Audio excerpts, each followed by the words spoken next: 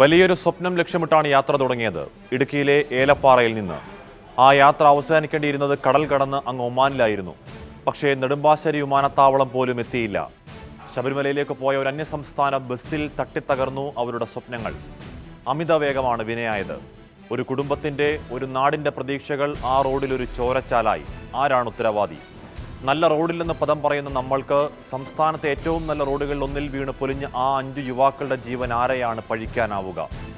ഒരു റോഡുണ്ടാക്കുമ്പോൾ അതിൽ പറഞ്ഞിട്ടുണ്ട് പരമാവധി എത്ര വേഗമെന്ന്. അങ്ങനെയൊന്നില്ല എങ്കിൽ തന്നെയും അവനവന് ബോധ്യമുണ്ടാകേണ്ടതുണ്ട് സ്വന്തം ജീവൻ നിലനിർത്താൻ എങ്ങനെ വണ്ടി ഓടിക്കണമെന്ന്. ഡ്രൈവിംഗ് സീറ്റിൽ കയറിയിരുന്നാൽ പൈലറ്റായെന്ന് കരുതുന്നവരാണ് നമ്മളിൽ ബഹുഭൂരിഭാഗവും. എതിരെ വണ്ടി വരാതിരിക്കാൻ നമ്മൾ സഞ്ചരിക്കുന്നത് ആകാശത്തു കൂടിയല്ലെന്ന് ആദ്യം ചിന്തിക്കണം. ഓർമ്മിപ്പിച്ച് മടുത്തതുകൊണ്ട് ഗതികെട്ട് പറയുകയാണ്. വാഹനവുമായി റോഡിലിറങ്ങുമ്പോൾ ദയവായി ചിന്തിക്കണം. നിങ്ങളെ കാത്ത് ആരൊക്കെയോ വീടുകളിൽ ഇരിപ്പുണ്ട്. ഇനിയെങ്കിലും വേണം നമുക്കൊരു റോഡ് സംസ്കാരം. തുടങ്ങുന്നു നമ്മളറിയണം.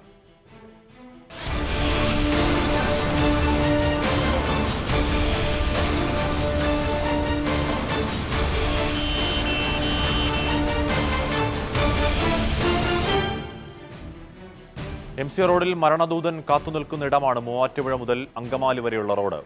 അപകടങ്ങൾ തുടർക്കഥയാണിവിടെ. പുതിയൊരു ജീവിതം സ്വപ്നം കണ്ട് വിദേശത്തേക്കുള്ള യാത്രയ്ക്കായി നെടുമ്പാശ്ശേരി വിമാനത്താവളത്തിലേക്ക് പോകുന്നവരും സ്വപ്ന സാക്ഷാത്കാരത്തിനായി പ്രവാസ ജീവിതത്തിൽ വിയർപ്പൊഴുക്കുന്നവരുമാണ് രണ്ടിടത്തേക്കുമുള്ള യാത്ര പൂർത്തിയാകാതെ ഈ വഴിയിൽ ചോരവാർന്ന് മരിച്ചു പോകുന്നത്. അപകടങ്ങൾ തുടരുമ്പോഴും അതിനൊരു അവസാനം കുറിക്കാൻ നടപടികൾ ഉണ്ടാകുന്നില്ല. അപകടങ്ങൾ മുന്നിലുണ്ടെന്ന് ഉറപ്പുള്ളപ്പോഴും വണ്ടി ഓടിക്കുന്നവർ അതിനെക്കുറിച്ച് ജാഗരൂകരാകുന്നുമില്ല. റോഡ് സുരക്ഷാ അതോറിറ്റിയും സുരക്ഷാ ഫണ്ടുമൊക്കെ തെളിഞ്ഞു നിൽക്കുന്ന അക്കങ്ങൾ മാത്രമായി മാറുമ്പോൾ മരണപരമ്പരകൾക്ക് മാത്രം മാറ്റമുണ്ടാക്കുന്നില്ല, അത് തെളിയിക്കുന്നുണ്ട്. 240 കിലോമീറ്റർ ദൈർഘ്യമുള്ള MC റോഡ് എന്ന മെയിൻ സെൻട്രൽ റോഡിൽ ഏറ്റവും കൂടുതൽ അപകടങ്ങൾ നടക്കുന്ന ഇടമാണ് മൂവാറ്റുപുഴ മുതൽ അങ്കമാലി വരെയുള്ള പ്രദേശം.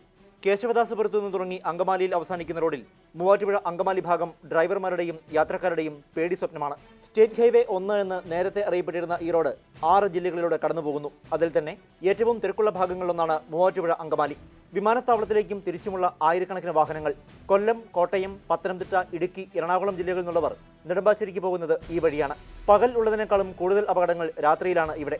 വഴിയിലെ തിരക്ക്, ഡിം ചെയ്ത് കിട്ടാത്തത്, വഴി പരിചയമില്ലാത്തത്, അതീവ മിനുസമുള്ള ടാറിംഗ്, നല്ല റോഡിലെ ഡ്രൈവിംഗ് പരിചയത്തിന്റെ അഭാവം, വിമാനത്താവളത്തിലെത്താൻ അവസാന നിമിഷം അതിവേഗം വണ്ടി ഓടിക്കുന്നത്, അർദ്ധരാത്രിയിലും പുലർച്ചെയുമുള്ള മയക്കം, പെരുമ്പാവൂരിലേക്കുള്ള തടിലോറികളുടെ ആധിക്യം, മീൻവണ്ടികളുടെ മരണപ്പാച്ചിൽ, അങ്ങനെ ഇവിടെ അപകടം പെരുകാൻ കാരണങ്ങൾ ഏറെയാണ്. പല അപകടങ്ങളിലും മിക്കപ്പോഴും 3-4 പേരാണ് മരിക്കുന്നത്. അത്ര ശക്തമാണ് കൂട്ടിയിടി. Karikode junction, പരത്തുവയലിൽ junction, Pulluvazhi, Aushadhi junction തുടങ്ങി അപകട സാധ്യത കൂടുതലുള്ള ബ്ലാക്ക് സ്പോട്ടുകൾ നിരവധിയുണ്ട്. ഇന്ന് അപകടമുണ്ടായതും ഇത്തരമൊരു പോയിന്റിലാണ്. ഇതേ സ്ഥലത്താണ് 3 ദിവസം മുൻപ് KSRTC സ്കാനിയ ഇടിച്ചു കയറിയത്. കഴിഞ്ഞ 3 വർഷത്തിനുള്ളിൽ ഈ പാതയിൽ പൊലിഞ്ഞ് അനാഥമായ കുടുംബങ്ങളുടെ കണക്കെടുത്താൽ ഞെട്ടും.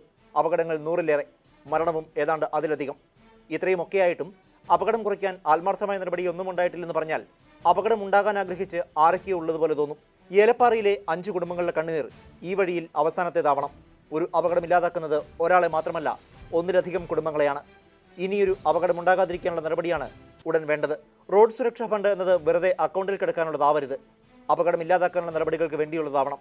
ഒരിക്കൽ കൂടി ഓർക്കാം, ശ്രദ്ധ മരിക്കുമ്പോൾ അപകടം ജനിക്കുന്നു. ഇല്ലാതായത് 5 കുടുംബങ്ങളുടെ അത്താണി. പതിയിരിക്കുന്ന അപകടങ്ങളിൽ ഒലിച്ചുപോയ ഇവരുടെ പ്രതീക്ഷകൾക്ക് എന്താണ് പകരം വയ്ക്കാൻ കഴിയുക? ഒന്നും മിണ്ടാനാകാതെ തെരച്ചു നിൽക്കുകയാണ് ഏലപ്പാറ ഗ്രാമവും നാട്ടുകാരും. രാഹുലിന്റെ റിപ്പോർട്ട്. ഏലപ്പാറയിലാണ് ഞാനിപ്പോൾ നിൽക്കുന്നത്. അതിദാരുണമായ അപകടത്തിൽ ഞെട്ടിത്തരിച്ച് നിൽക്കുകയാണ് നാട്. ഏലപ്പാറയിലെ 3 പേർക്കാണ് ഒമാനിലേക്ക് പോകുവാൻ അവസരം ലഭിച്ചത്. ഇവർ 4 വാഹനങ്ങളിലായി, ഈ കുടുംബമടക്കം 4 വാഹനങ്ങളിലായി എയർപോർട്ടിലേക്ക് പോവുകയായിരുന്നു. ഇതിൽ ജിബിൻ്റെ കുടുംബം സഞ്ചരിച്ച വാഹനമാണ് അപകടത്തിൽപ്പെട്ടത്. 5 പേർ അവിടുത്തെ തൽക്ഷണം മരിക്കുകയുണ്ടായി. എന്തായാലും അതിദാരുണമായ അപകടത്തിൽ വിറങ്ങലിച്ച് നിൽക്കുകയാണ് നാട്. നാട്ടിലെ ചില ആൾക്കാരുടെ പ്രതികരണങ്ങളിലേക്ക് തന്നെ പോകാം. ഇന്നലെ വൈകുന്നേരം ഇവിടുന്ന് യാത്ര തിരിച്ചാണ് നമ്മുടെ പിള്ളേരെല്ലാം കൂടെ ചേർന്ന് എല്ലാവരും പോയ സമയത്ത് ഞങ്ങളെല്ലാവരും യാത്രയാക്കി വിട്ടു. എല്ലാവരും യാത്രയച്ച് വിട്ട് സന്തോഷത്തോടെ യാത്രയാക്കി വിട്ടതാണ്. പക്ഷേ ഒരു നിമിഷങ്ങൾക്കകം കുറേ സമയങ്ങൾ ഞങ്ങളെല്ലാം പ്രതീക്ഷയോടെ അവർ യാത്രയാവുമെന്ന് പുറപ്പെടും, ഫ്ലൈറ്റിൽ യാത്ര എത്തുമെന്ന് മുന്നേ ഒരു സംഭവം ഒരു ആക്സിഡൻറ്റ് ഞങ്ങൾ അറിഞ്ഞു. പിന്നെ വിഷമം കൊണ്ട് സഹിക്കാൻ പറ്റില്ല, ഒന്നും പറയാനോ ഒന്നും പറ്റുന്നില്ല. കൊച്ചു പിള്ളേരാണ് ഞങ്ങളെല്ലാം യാത്രയാക്കി വിട്ടതും. മാനസികമായിട്ട് എല്ലാം കൊണ്ട് വിഷമത്തിലാണ് ഞങ്ങൾ. പറയാനും പ്രവർത്തിക്കാനും പറ്റാത്തൊരു മാനസികാവസ്ഥ. എന്ത് പറയണം, അറിയാൻ പറ്റുന്നൊരു വേദനയും എന്തോന്നുള്ളതൊന്നും പറ്റാത്തൊരവസ്ഥ. എല്ലാവരും ഒരുപാട് ആഗ്രഹിച്ചിരുന്നതാണ്. ഞങ്ങൾ പിള്ളേർ ഒരുപാട് കഷ്ടപ്പെട്ട് പൈസ ഉണ്ടാക്കിയും കഷ്ടപ്പെട്ടും കുടുംബങ്ങളും കൂട്ടുകാരും എല്ലാവരും ചേർന്ന് യാത്രയാക്കിയതാണ്. മാനസികമായിട്ടും എല്ലാവരും ഞങ്ങൾ തകർന്നിരിക്കുകയാണ്. കുടുംബങ്ങളുടെ അവസ്ഥ അറിയാമല്ലോ. എല്ലാവരും കർഷകരും കൃഷിക്കാരും കൂലിപ്പണിക്കാരും അങ്ങനെ ഒരുപാട് കഷ്ടപ്പെട്ട് പിള്ളേരെ യാത്രയാക്കി വിട്ടതാണ്. പക്ഷേ എന്ത് ചെയ്യണം എന്ത് പറയണമെന്നുള്ള അവസ്ഥ ഞങ്ങൾക്ക് ആർക്കും ഇല്ല. ഇപ്പം ജിബിൻ ഉൾപ്പെടെയുള്ള 7 പേരാണ് കാറിലുണ്ടായിരുന്നത്. ഇതിൽ 5 പേർ മരിച്ചു. ജിബിൻ്റെ സഹോദരൻ ജെറിൻ, വാഹനം ഓടിച്ചിരുന്ന വിജയ്, ജനീഷ്, കിരൺ, ഉണ്ണി എന്നിവരാണ് മരിച്ചത്. സാമ്പത്തിക പരാധീനതകൾ നേരിടുന്ന കുടുംബത്തിന് അത്താണിയായി മാറേണ്ടവർ തന്നെയാണ് ഇപ്പോൾ ഈ അപകടത്തിൽ പൊലിഞ്ഞു പോയിട്ടുള്ളത്. ജിബിൻ്റെ സഹോദരൻ ജെറിൻ ഈ അപകടത്തിൽ മരിച്ചിട്ടുണ്ട്. അതുപോലെ തന്നെ വാഹനം ഓടിച്ചിരുന്ന വിജയ് വിവാഹിതനാണ്. ഇയാൾക്ക് 8 മാസം പ്രായമുള്ള കുട്ടിയുണ്ട്. കിരണും ഉണ്ണിയും മൊട്ടലയം എസ്റ്റേറ്റിലെ നിവാസികളാണ്. തോട്ടം തൊഴിലാളികളുടെ മക്കളാണ്. അതുപോലെ സാമ്പത്തിക ബുദ്ധിമുട്ടുകൾ നേരിടുന്ന കുടുംബത്തിലെ അംഗങ്ങളാണ് ഇപ്പോൾ മരിച്ചുപോയിട്ടുള്ളത്. വൈകിട്ട് 3 മണിയോടെ ഇവരുടെ മൃതദേഹങ്ങൾ പഞ്ചായത്ത് പൊതുവേദിയിൽ പൊതുദർശനത്തിന് വെച്ചിരുന്നു. ഈ അവസരത്തിൽ ആയിരങ്ങളാണ് നിറകണ്ണുകളോടെ ഇങ്ങോട്ട് ഒഴുകിയെത്തിയത്. എന്തായാലും വിജയുടെയും ജനീഷിൻ്റെയും മൃതദേഹങ്ങൾ സംസ്കരിച്ചു കഴിഞ്ഞു. ബാക്കിയുള്ളവരുടെ ശവസംസ്കാര ചടങ്ങുകൾ നാളെ നടക്കും. പെരുമ്പാവൂർ ചേലാമറ്റത്ത് വാഹനാപകടത്തിന് കാരണമായത് കാറിന്റെ അമിത വേഗതമാണെന്ന് ദൃശ്യങ്ങൾ തെളിയിക്കുന്നുണ്ട്. ഏറ്റവും നല്ല റോഡുകളിലൊന്നിൽ അപകടങ്ങൾ പതിവാകുമ്പോഴും പിന്നാലെ വരുന്നവർ അതിൽ നിന്നൊന്നും പഠിക്കുന്നില്ല എന്നതാണ് ഇന്നത്തെ അപകടത്തിനും കാരണം. നാട്ടുകാർ അധികാരികളെയും അധികാരികൾ ഡ്രൈവർമാരെയും കുറ്റപ്പെടുത്തുകയാണ് പതിവ് പോലെ. റിബിൻ രാജുവിന്റെ റിപ്പോർട്ട്.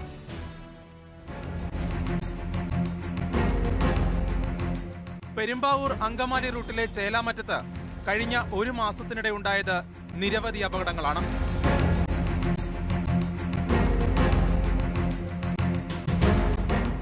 ഇന്നത്തെ ഈ അപകടം ഉണ്ടാകുന്നതിന് ഒരാഴ്ച മുൻപാണ് ഒരു സ്കാനിയ ബസ് ഇടിച്ചു കയറി ഒരു വീട് തകർന്നു പോയത്. അന്ന് ആളുകൾ ഉണ്ടാകാതിരുന്നത് കൊണ്ട് മാത്രമാണ് ഒരു വലിയ ദുരന്തം ഇവിടെ ഒഴിവായത്.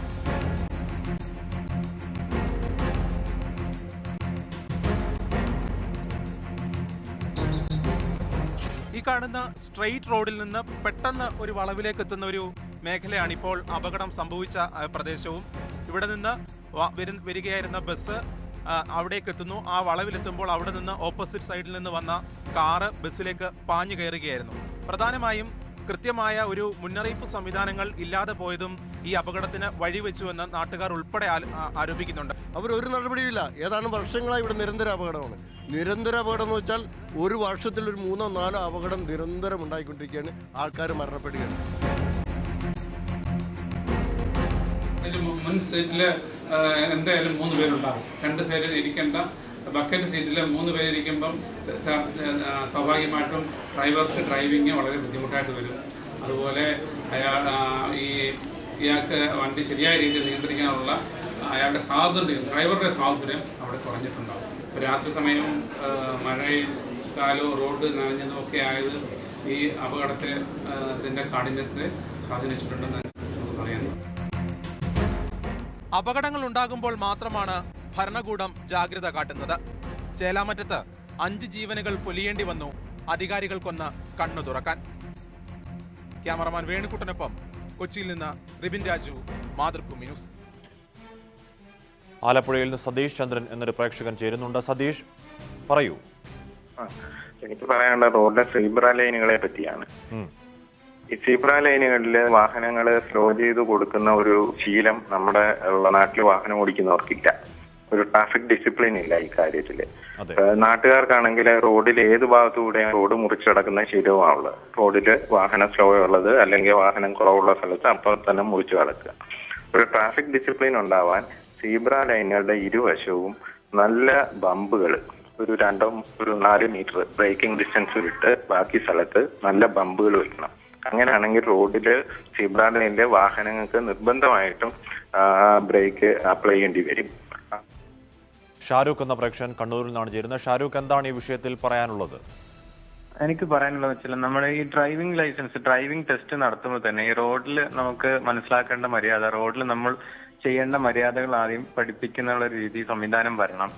മാത്രമല്ല നമ്മുടെ കൊമേഴ്ഷ്യൽ സെഗ്മെന്റിലുള്ള വാഹനങ്ങൾക്ക് ലൈസൻസ് പുതുക്കാൻ പോകുമ്പോഴും വീണ്ടും ഇതേപോലത്തെ ഒരു പരിശീലനം, വാഹനം നമ്മൾ ഓടിക്കുമ്പോൾ പുറമെ നമ്മൾ ബാക്കി എതിരെ വരുന്ന വാഹനത്തിനായാലും പുറകിൽ നിന്ന് വരുന്ന വാഹനത്തിന് നമ്മൾ പാലിക്കേണ്ട കടമകൾ എന്തൊക്കെയാണെന്നുള്ള അതിന്റെ സിഗ്നൽസും പോകേണ്ട വേഗതയും അതിന് കയറ്റിവിടേണ്ട രീതികളും അതൊക്കെ ഒന്ന് മനസ്സിലാക്കുന്ന രീതിയിലൊരു ക്ലാസ്സും അങ്ങനത്തെ കാര്യങ്ങളും ഉണ്ടാവേണ്ട അത്യാവശ്യമാണ്.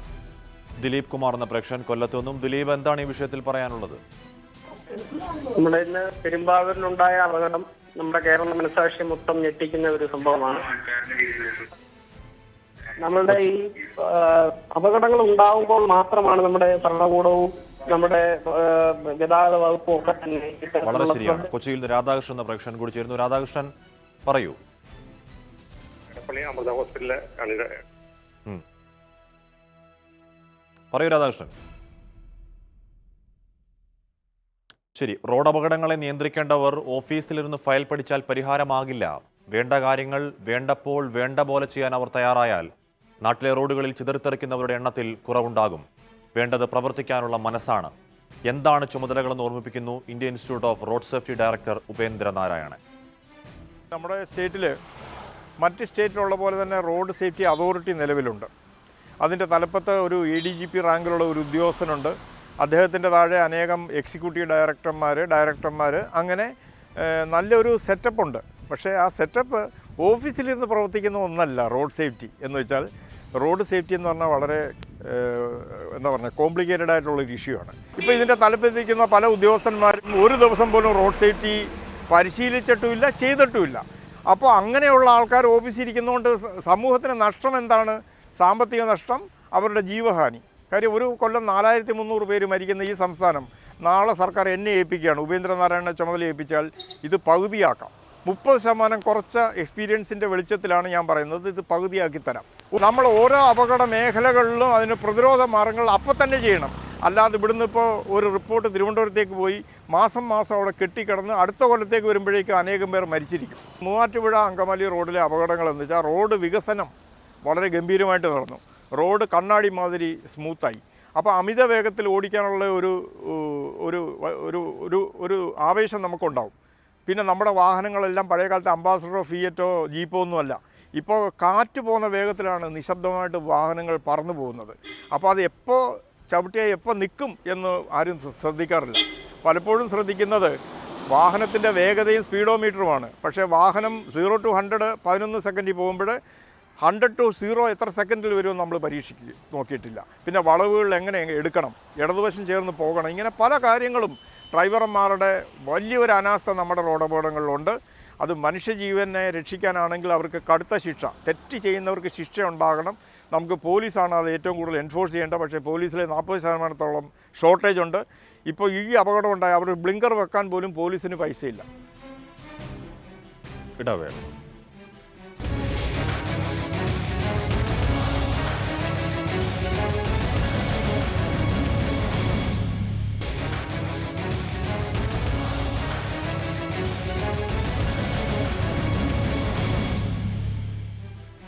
കേരളത്തിലെ റോഡുകളിൽ ചില ചതിക്കുഴികളുണ്ട്. അപകട സാധ്യതയേറിയ മേഖലകൾ എന്ന് വിളംബരം ചെയ്തിരിക്കുന്ന വലിയ ബോർഡുകൾ അലങ്കരിക്കുന്ന ഇടങ്ങൾ. സംസ്ഥാനത്തെ റോഡുകളിലൂടെ വണ്ടി ഓടിക്കുമ്പോൾ ഇങ്ങനെയൊന്ന് കടന്നു പോകാതിരിക്കുന്നത് അപൂർവമാണ്. അതായത് നമ്മൾ യാത്ര ചെയ്തുകൊണ്ടിരിക്കുന്നത് അപകട മുനമ്പുകളിലൂടെ എന്ന് ചുരുക്കം. മുന്നറിയിപ്പുകൾ നിരവധിയാണ്, എന്നിട്ടും നമ്മൾ തിരുത്താൻ തയ്യാറുണ്ടോ? അപകട മുനമ്പുകൾ ഒഴിവാക്കാൻ ബോർഡ് വെച്ചതുകൊണ്ട് മാത്രം കാര്യമായോ? സൂക്ഷിക്കുക തന്നെ വേണം നമ്മൾ പതിവിലുമേറെ.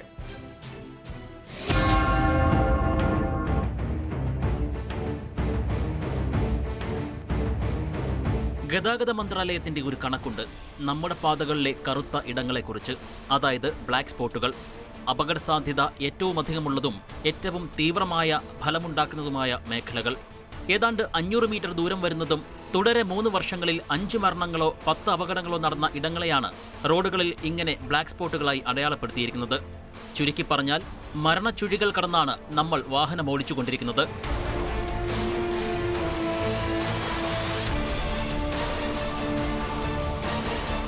കേരളത്തിലെ കണക്ക് ഇങ്ങനെയാണ്. കഴിഞ്ഞ വർഷം കണ്ടെത്തിയ അപകട മുനമ്പുകളുടെ എണ്ണം 355.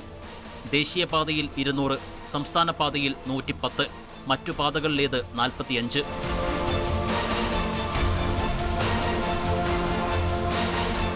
അപകട തീവ്രതയുടെ അടിസ്ഥാനത്തിൽ 5 തരത്തിലാണ് നാറ്റ്പാക് ഈ ബ്ലാക്ക് സ്പോട്ടുകളെ അടയാളപ്പെടുത്തിയിരിക്കുന്നത്.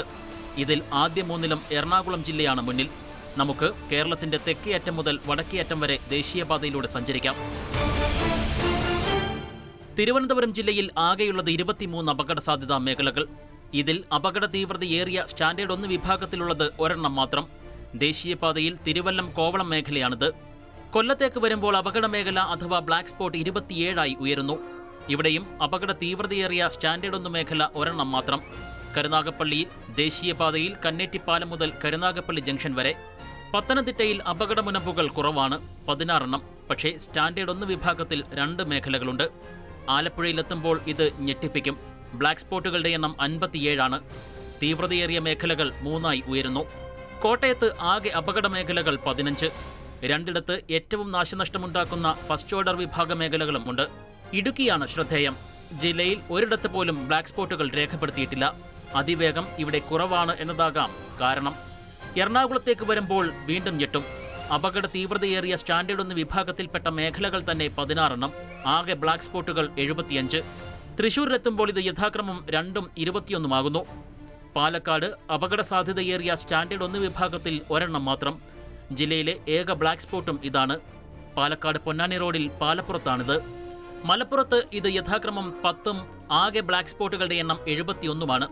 കോഴിക്കോടെത്തുമ്പോൾ സ്റ്റാൻഡേർഡ് 1 വിഭാഗത്തിൽ 2ഉം ആകെ ബ്ലാക്ക് സ്പോട്ടുകൾ 28. വയനാട്ടിൽ 1ഉം 7ഉമാണിത്. കോഴിക്കോട് മൈസൂർ റോഡിൽ വൈത്തിരി ചുണ്ടലയിലാണ് സ്റ്റാൻഡേർഡ് 1 വിഭാഗത്തിൽപ്പെട്ട ബ്ലാക്ക് സ്പോട്ട്. കണ്ണൂരിൽ അപകട സാധ്യത ഏറ്റവും തീവ്രമായ സ്റ്റാൻഡേർഡ് 1 മേഖല ഒന്നുമില്ല, ആകെ 3 ബ്ലാക്ക് സ്പോട്ടുകൾ. കാസർഗോഡ് ജില്ലയിൽ സ്റ്റാൻഡേർഡ് 1-ൽ 1ഉം ആകെ 11 ബ്ലാക്ക് സ്പോട്ടുകൾ. പനവേൽ കന്യാകുമാരി റോഡിൽ പടന്നക്കാടാണ് അപകട മേഖല. ദേശീയപാത, സംസ്ഥാനപാത, മറ്റു പാതകൾ എന്നിങ്ങനെ തരംതിരിച്ചാൽ അപകട മേഖലകളുടെയും ബ്ലാക്ക് സ്പോട്ടുകളുടെയും എണ്ണം ഇപ്രകാരമാണ്. ഇവയൊക്കെ പരിഹരിക്കാനുള്ള നടപടികൾ എത്രത്തോളമായെന്നതിന് ജനങ്ങളുടെ ഭാഗത്തു നിന്നുണ്ടാകുന്ന പിന്തുണയും നിർണായകമാണ്.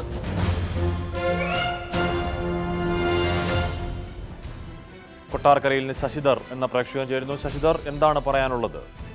ഞാൻ കൊട്ടാരക്കരയിൽ നിന്നാണ് വിളിക്കുന്നത്. എന്റെ വീട് NC റോഡിന്റെ അരികിലാണ്. 10 കിലോമീറ്റർ വരുന്ന NC റോഡിനുള്ളിൽ 2 മാസത്തിനുള്ളിൽ 5 പേരാണ് മരണപ്പെട്ടത്. 130 കോടി രൂപയാണ് സേഫ് കോറിഡോർ പ്രോജക്ട് വഴി NC റോഡിൽ സുരക്ഷ ഒരുക്കാൻ വേണ്ടി ചെലവഴിച്ചിട്ടുള്ളത്.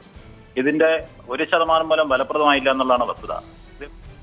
കോട്ടയത്ത് നിന്ന് കൃഷ്ണകുമാർ എന്ന പ്രേക്ഷകൻ. കൃഷ്ണകുമാർ, പറയൂ.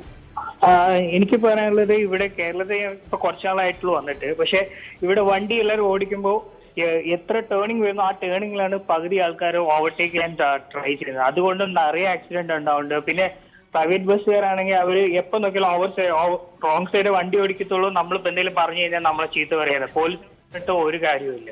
പാലക്കാട് നിന്ന് സുരേഷ് എന്ന പ്രേക്ഷകൻ കൂടി. സുരേഷ്, എന്താണ് പറയാനുള്ളത്? സാറേ, ഇവിടെ എല്ലാം ഡ്രൈവിംഗ് ആയിരുന്നെല്ലാം അശ്രദ്ധയാണ്. കാരണം നമ്മൾ സാധാരണ 2 വീലർ എല്ലാവരും ഡ്രിങ്ക്സ് കഴിച്ചിട്ട് ഇവിടെ എല്ലാവരും പിടിക്കുന്നുണ്ട്. പക്ഷെ മിക്കവരും കാറിനകത്ത് അടിച്ചിട്ടാണ് പോകുന്നത്. അതാരും ചെക്ക് ചെയ്യാറില്ല. ശരിയാണ്. റോഡ് അപകട മരണങ്ങളിൽ ഭൂരിഭാഗവും യഥാസമയ പരിചരണം ലഭിക്കാതെ ഉണ്ടാകുന്നവയാണ്. അതിനൊരു മാറ്റം ഈ സർക്കാർ ലക്ഷ്യമിടുന്നുണ്ട്. അതിവേഗത്തിൽ അപകടത്തിൽപ്പെട്ടവർക്ക് പ്രാഥമിക ചികിത്സ നൽകേണ്ട സമ്പൂർണ്ണ ട്രോമാ കെയർ യൂണിറ്റുകൾ ഏറ്റവും നിർണായകവുമാണ്. അതിനാവശ്യമായി സർക്കാർ ആവിഷ്കരിക്കുന്ന നടപടികൾ എന്തെന്ന് പറയുന്നു ആരോഗ്യമന്ത്രി കെ ശൈലജ. പക്ഷെ അപ്പോഴും ഓർക്കണം, നമ്മുടെ ജീവന്റെ പ്രാഥമിക ഉത്തരവാദിത്വം നമുക്ക് തന്നെയാണ്. ഒരു സമ്പൂർണ്ണ ട്രോമാ കെയർ പ്രോജക്റ്റാണ് ഉദ്ദേശിക്കുന്നത്. അതിന് 2-3 പാർട്ടുണ്ട്. അതിൽ നമ്മുടെ ആശുപത്രികളെ ഒരു എമർജൻസി കെയർ കൈകാര്യം ചെയ്യാൻ പറ്റിയ രീതിയിൽ ഒരുക്കുക എന്നുള്ളതാണ് ഒരു വിഷയം. അപ്പോൾ ട്രോമാ കെയർ എന്നതിലുപരി ഒരു എമർജൻസി കെയർ ഡിപ്പാർട്ട്മെൻറ്റ് എന്നുള്ള നിലയിൽ തന്നെ മെഡിക്കൽ കോളേജുകളിൽ കാര്യങ്ങൾ ക്രമീകരിക്കാൻ വേണ്ടിയിട്ടാണ് ശ്രമിക്കുന്നത്. ഈ ടോട്ടൽ ട്രോമാ കെയർ പ്രോജക്റ്റിൻ്റെ ഭാഗമായി സെലക്റ്റഡ് ആയിട്ടുള്ള ആശുപത്രികൾ, ഇപ്പോൾ ഹൈവേയിലുള്ള പ്രധാന ആശുപത്രികൾ, മെഡിക്കൽ കോളേജുകൾ, ഇവയെ ഏറ്റവും മികച്ച ട്രോമാ കെയർ സെൻ്റർ ആക്കിയിട്ട് മാറ്റാൻ തീരുമാനിച്ചിട്ടുണ്ട്. അതിൽ തിരുവനന്തപുരം മെഡിക്കൽ കോളേജിനെ ലെവൽ 1 ട്രോമാ കെയർ സെൻ്റർ ആക്കിയിട്ട് മാറ്റിക്കൊണ്ടിരിക്കുകയാണ്. നിർമ്മാണ പ്രവർത്തനങ്ങൾ നടന്നുകൊണ്ടിരിക്കുകയാണ്. ഡൽഹിയിലെ എയിംസുമായിട്ട് ബന്ധപ്പെട്ടിട്ടാണ് അത് നടത്തുന്നത്. എയിംസിലെ Jayaprakash Narayan memorial trauma care സെൻ്ററിൻ്റെ ഹെഡായിട്ടുള്ള സഞ്ജീവ് ബോയ് അടക്കം വന്നിട്ടാണ് അതിന് നിർദ്ദേശം നൽകിയിട്ട് ചെയ്യുന്നത്. മറ്റുള്ള മെഡിക്കൽ കോളേജുകളെല്ലാം ലെവൽ 2 സംവിധാനത്തിലേക്ക് കൊണ്ടുവരാനാണ് ഉദ്ദേശിക്കുന്നത്. ഇതോടൊപ്പം തന്നെ ഹൈവേയിലുള്ള സെലക്റ്റഡ് ആയിട്ടുള്ള ജില്ലാ ആശുപത്രികൾ, താലൂക്ക് ആശുപത്രികൾ, ഇത്തരം ആശുപത്രികളെ ലെവൽ 3 സംവിധാനത്തിലേക്ക് ഡെവലപ്പ് ചെയ്യാനും ഉദ്ദേശിക്കുന്നുണ്ട്. കൂടാതെ ലെവൽ 4 സംവിധാനം എന്ന് പറഞ്ഞുകൊണ്ട് സാധാരണ നാട്ടിൻപുറത്ത് ജനങ്ങൾക്കടക്കം ട്രെയിനിങ് കൊടുത്തുകൊണ്ട് ബേസിക് ലൈഫ് സപ്പോർട്ടിന് ആവശ്യമായിട്ടുള്ള ട്രെയിനിങ് കൊടുക്കാനും ഉദ്ദേശിക്കുന്നുണ്ട്. നടരാജൻ എന്ന പ്രേക്ഷകൻ വൈക്കത്തൊന്നും. നടരാജൻ, പറയൂ. നമ്മള് ഈ റോഡ് കേരളത്തിൽ പൊതുവെ മോശമായ അവസ്ഥയിലാണ് കിടക്കുന്നത്. കുണ്ടും കുഴിയും എല്ലാം ഉണ്ട്. പക്ഷേ ഈ വാഹനം ഓടിക്കുന്ന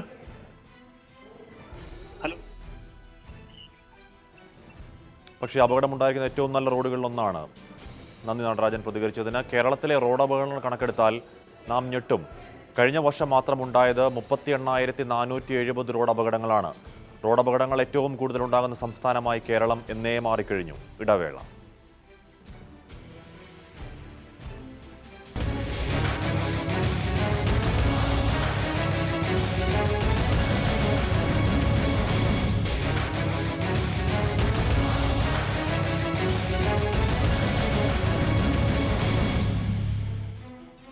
ഈ കഴിഞ്ഞ വർഷം മാത്രമുണ്ടായത് 38,470 റോഡ് അപകടങ്ങൾ.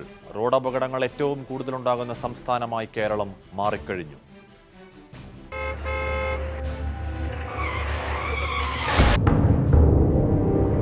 കഴിഞ്ഞ വർഷത്തെ കണക്ക് പരിശോധിച്ചാൽ ഏറ്റവും കൂടുതൽ അപകടമുണ്ടായത് എറണാകുളം ജില്ലയിലാണ്. 5,797 അപകടങ്ങൾ. തലസ്ഥാന ജില്ലയാണ് രണ്ടാം സ്ഥാനത്ത്. 5,259 അപകടങ്ങൾ. അപകടങ്ങളുടെ എണ്ണം ഏറ്റവും കുറവ് വയനാട് ജില്ലയിലാണ്. 668 എണ്ണം. മരണനിരക്കും ഞെട്ടിപ്പിക്കുന്നത് തന്നെ. കഴിഞ്ഞ വർഷം റോഡ് അപകടങ്ങളിൽ സംസ്ഥാനത്ത് മരിച്ചത് 4,131 പേരാണ്. ഗുരുതരമായി പരിക്കേറ്റതാകട്ടെ 42,671 പേർക്കും. മരണസംഖ്യയിൽ മുന്നിൽ തിരുവനന്തപുരമാണ്, 497 പേർ. ഇരുചക്ര വാഹനാപകടമാണ് സംസ്ഥാനത്തുണ്ടായ അപകടങ്ങളിൽ ഏറെയും. 33,534 അപകടങ്ങൾ ഉണ്ടായി. 12,295 കാർ അപകടങ്ങളും സംസ്ഥാനത്ത് രജിസ്റ്റർ ചെയ്തു. ഓഫ് റോഡ് അപകടങ്ങളാണ് സംസ്ഥാനത്തുണ്ടായവയിൽ ഏറെയും, 22,434 അപകടങ്ങൾ. അമിതവേഗത തന്നെയാണ് അപകടങ്ങളുടെ പ്രധാന കാരണം. അമിതവേഗതയിൽ സംസ്ഥാനത്തുണ്ടായത് 37,834 അപകടങ്ങൾ. അതേസമയം മദ്യപിച്ചത് മൂലം 23 അപകടങ്ങൾ മാത്രമാണ് ഉണ്ടായത്. 28,014 അപകടങ്ങൾ പകൽ സമയത്തുണ്ടായപ്പോൾ അതിന്റെ പകുതിയിൽ താഴെ മാത്രമാണ് രാത്രികാല അപകടങ്ങൾ, 10,456 എണ്ണം. അപകടങ്ങളുടെ കാര്യത്തിൽ ഈ കൊല്ലത്തെ കണക്കുകളും ഒട്ടും കുറവല്ല. മെയ് വരെയുള്ള കണക്കനുസരിച്ച് 17,487 അപകടങ്ങൾ ഇതിനോടകം തന്നെ രജിസ്റ്റർ ചെയ്തു കഴിഞ്ഞു. റോഡ് അപകടങ്ങളിൽ മരിച്ചവരാകട്ടെ 1,917 പേരും. ഇത്രയുമൊക്കെ ആയില്ലേ? ഇനിയെങ്കിലും നമുക്കൊരു റോഡ് സംസ്കാരം വേണം. സർക്കാർ റോഡ് സുരക്ഷാ ക്രമീകരണങ്ങൾ സത്യസന്ധമായി നടപ്പാക്കണം. ജനങ്ങൾ മികച്ച റോഡ് സംസ്കാരത്തിലേക്ക് വരണം. നല്ല റോഡുണ്ടാക്കേണ്ടത് സർക്കാരിൻ്റെയും അവിടെ നിയമം പറയുന്ന രീതിയിൽ വണ്ടി ഓടിക്കേണ്ടത് ജനങ്ങളുടെയും ഉത്തരവാദിത്തമാണ്. അല്ലാത്തപക്ഷം 6 അല്ല 60 വരി പാതയുണ്ടായാലും ഈ നാട്ടിൽ അപകടങ്ങൾക്കൊരറുതിയും ഉണ്ടാകില്ല. അവസാനമായി ഒരിക്കൽ കൂടി പറയുകയാണ്, റോഡ് ആരുടെയും സ്വകാര്യ പാതയല്ല. മറ്റുള്ളവരെ വെല്ലുവിളിക്കാതെ വണ്ടിയോടിക്കുക. ലക്ഷ്യസ്ഥാനങ്ങളിലേക്ക് എത്താൻ എല്ലാവർക്കും കഴിയട്ടെ. മറ്റൊരു വിഷയമായി നാളെ കാണാം.